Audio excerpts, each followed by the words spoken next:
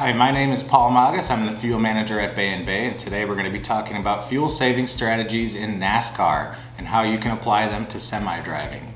The reasons NASCAR drivers want to save fuel, why it's important, well, the obvious one is to just stretch a tank of fuel to the end of the stage or the end of the race without having to pit. That kind of goes without saying. But actually nowadays, modern pit crews with the Gen 7 car can actually change tires faster than it takes to fill the car with gas.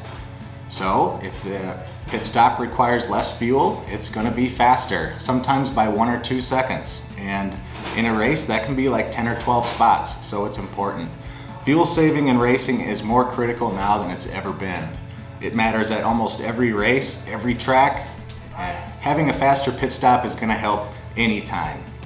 We'll go through 4 methods that the racers use that can be applied to semi-driving.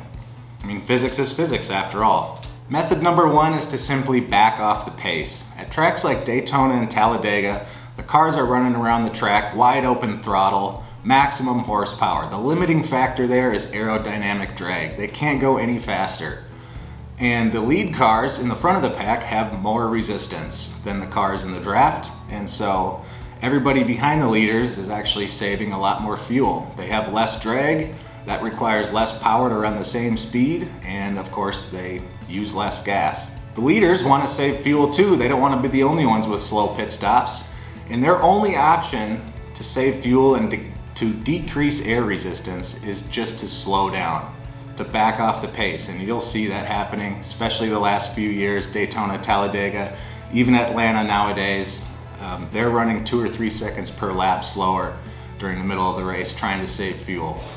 And in a truck, dropping the cruise control by 2 or 3 clicks when you're going down the highway is going to have the same effect. It might improve your fuel economy by 2 or 3 tenths of an mpg. Method number 2 is to use less brake. Now this applies at tracks like road courses, short tracks, intermediates. Basically, the brake pedal is the fuel mileage killer. Brakes remove energy from the vehicle, which then must be replaced by getting in the throttle, burning more gas, to put the energy back on the car. So drivers, instead of driving hard into the corner and then hitting the brakes, they lift earlier on the straightaway and then coast through the corners. Now that's going to reduce their lap time a little bit, but it's going to conserve a lot of energy. And in a truck, using less brake when possible is going to allow for less throttle and lower fuel burn. Method number 3, hypermile under caution. As soon as the yellow flag comes out, you'll see a lot of drivers turn their engine off and let the car roll for as long as they possibly can before they have to fire it back up.